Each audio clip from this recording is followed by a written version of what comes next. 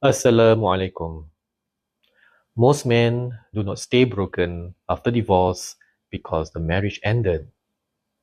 They stay broken because after the marriage ends, they start trying to control everything. They want to control what the ex says, how people see them, when the pain ends. They want to control money, custody, healing, reputation, timing, closure, even other people's hearts.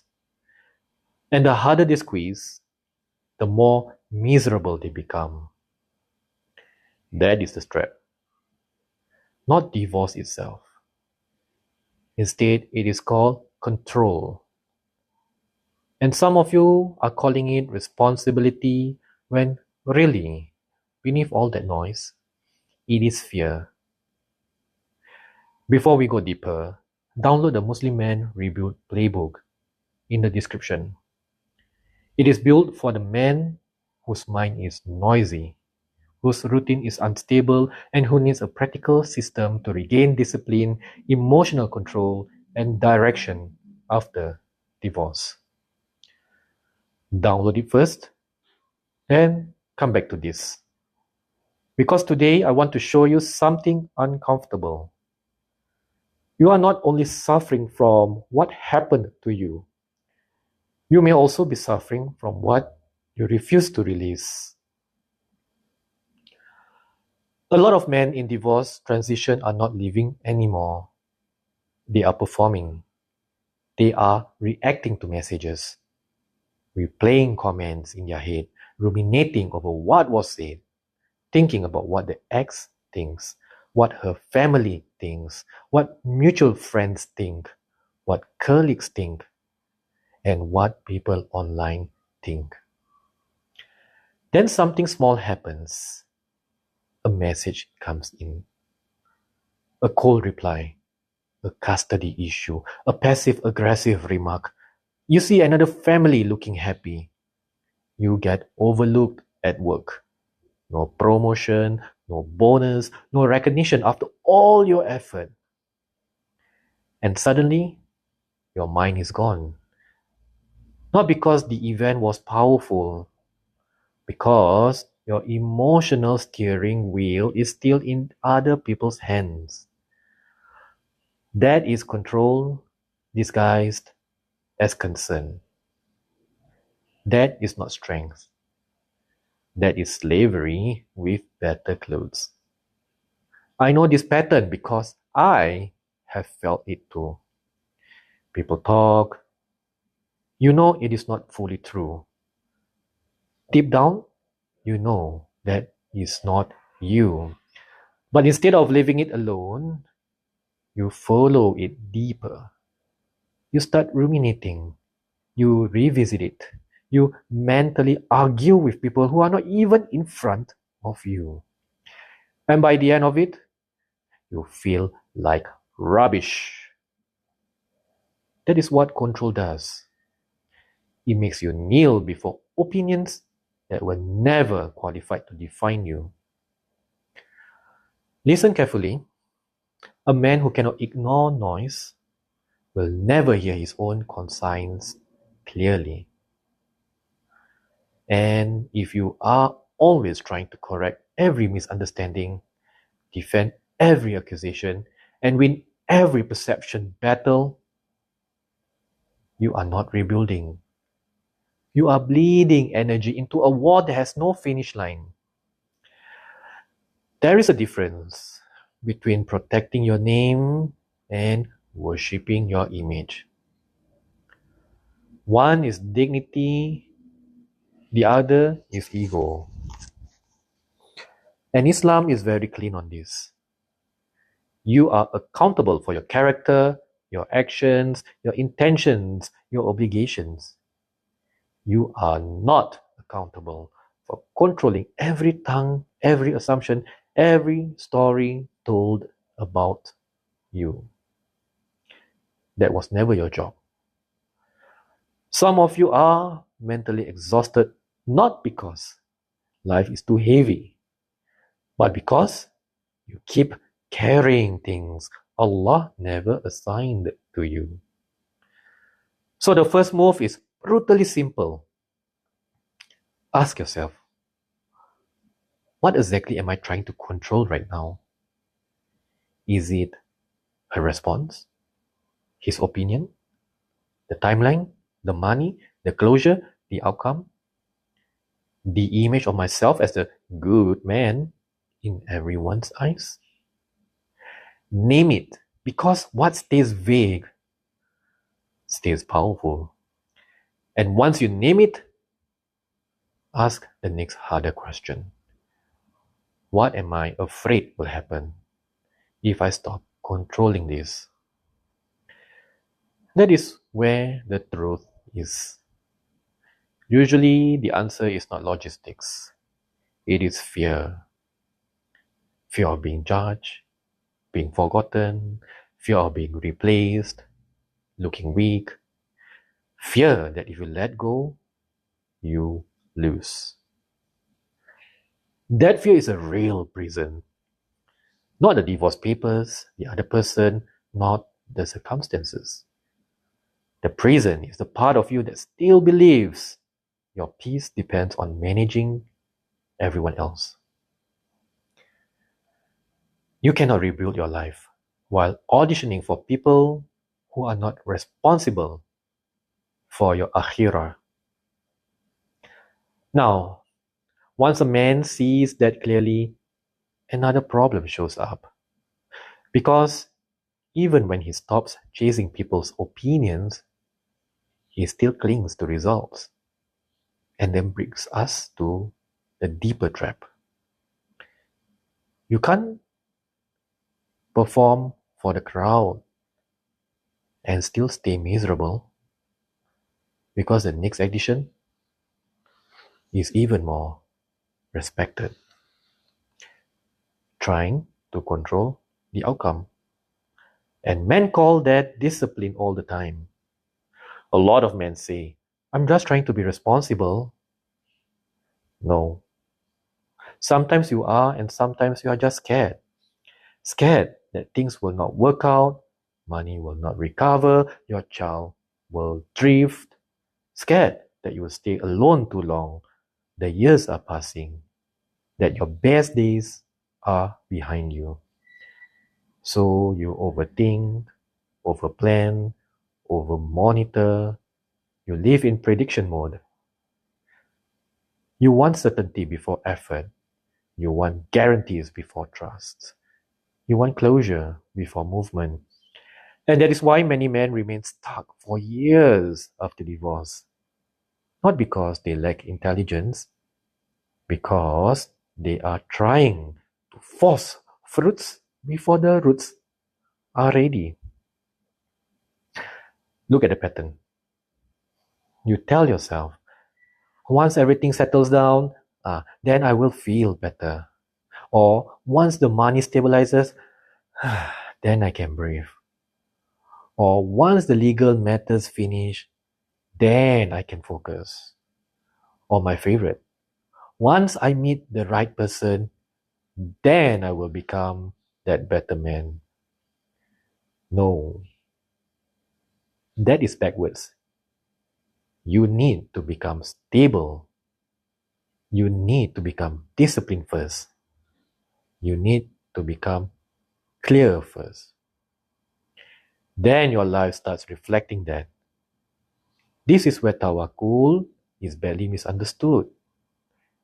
Tawakkul does not mean sitting back and doing nothing, but it is also does not mean gripping reality by the throat and demanding that Allah submit to your preferred timing. Your job is effort, obedience, discipline, boundaries, and clean intention. The results, the timing, the unseen, all belong to Allah. Trying to control what only Allah controls will turn you into an anxious man pretending to be a strong one. That is why letting go is not weakness. It is intellectual honesty, spiritual maturity, and emotional discipline. A man says, I will do what is mine and I will stop acting like the throne is empty. That is power. And let me say something harder. Some of you do not actually want peace yet. You want control more than peace because peace requires surrender. It requires patience, accepting that some doors will open late, some answers will never come, and some people will never give you what you hoped for. But clinging keeps your ego busy. It lets you feel involved. It lets you feel like you are doing something. Even when that something is poisoning you. So, release the outcome. Release the fantasy of perfect closure. The fantasy that healing must happen on your preferred deadline. Release the fantasy that one breakthrough will erase years of poor emotional habits. This is why the timeline matters. A lot of men get discouraged because they are comparing their internal recovery to an imaginary clock. For example, it has been months. Why am I not over it? Or, it has been a year. Why am I still angry? Or, it has been this long. Why am I not the man I want to be yet? Because growth is not microwave work. And because you are not healing in a lab, you are healing while working, fathering, paying bills, managing emotions, fighting loneliness, carrying baggage, and trying to return to Allah with more sincerity than before. That takes time. And there is no shame in time. The shame is in refusing the process and then complaining about the result. Letting go is not losing. Refusing to move because you cannot control the timing, that is losing. Now, once a man stops fighting for outcomes and stops worshipping the clock, he faces one final reality. He cannot keep being the same man because maybe the problem is not only what happened to you. Maybe the problem is that you are still negotiating with the version of you that helped create the mess. This is the part many men avoid because it is personal. They want relief without rebirth. They want a new life without a new identity. They want barakah, respect, discipline, love, peace, strength, better money, better relationships. But they still protect the habits, mindset, and emotional patterns of the old man. That will not work. At some point, you have to stop saying, this is just how I am. No. That sentence has buried more men than failure ever did. The man who spirals after messages, the man who checks for reactions, the man who lives in self-pity, the man who performs goodness but has weak boundaries, the man who give and give while secretly resenting people, and the man who wants respect but behaves like a man desperate to be understood. That man has to die, not physically, but identity-wise. Because self-victimhood is seductive. It lets you feel innocent without becoming powerful. And that is not a noble place to live. You told me the shift you want is from self-victim to a man who gives and has to respect for himself. Good. Then let us clean that up properly. Giving is not people-pleasing. It's not self-erasure. Giving is not begging for value through sacrifice. A respected man gives from fullness, from principles, choice, strength, and he also has boundaries. He can be kind without becoming weak. He can be generous without becoming used. He can be patient without becoming passive. That version of you does not wait for confidence to arrive. He starts behaving differently before the feelings catch up. That is why the old version must be shared, not because you hate yourself, because you finally respect yourself enough to stop protecting what is making you small. This is where your line becomes powerful. Tell yourself this: I'm better than this.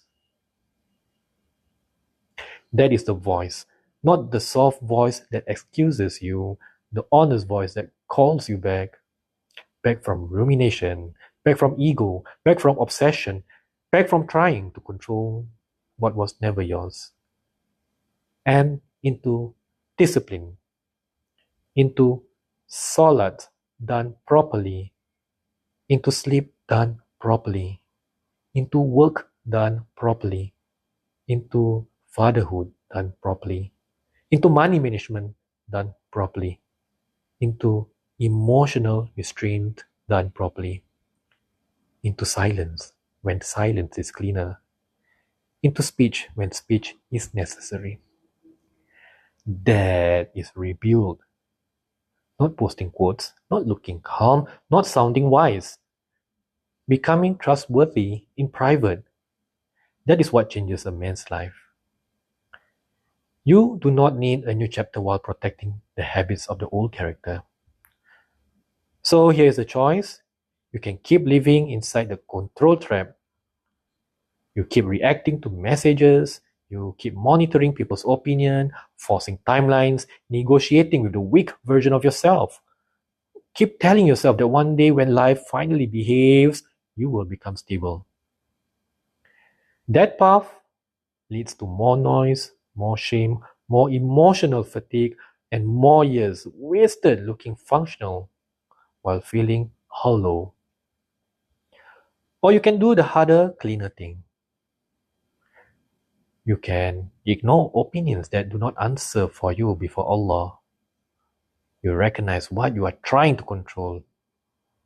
You release outcomes you were never promised. You let go of the timeline.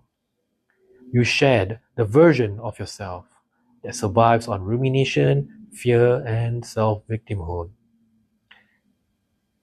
That path leads somewhere better, such as a more stable man, a more disciplined man, a more respected man, a Muslim man who does not collapse every time life refuses to obey his preference.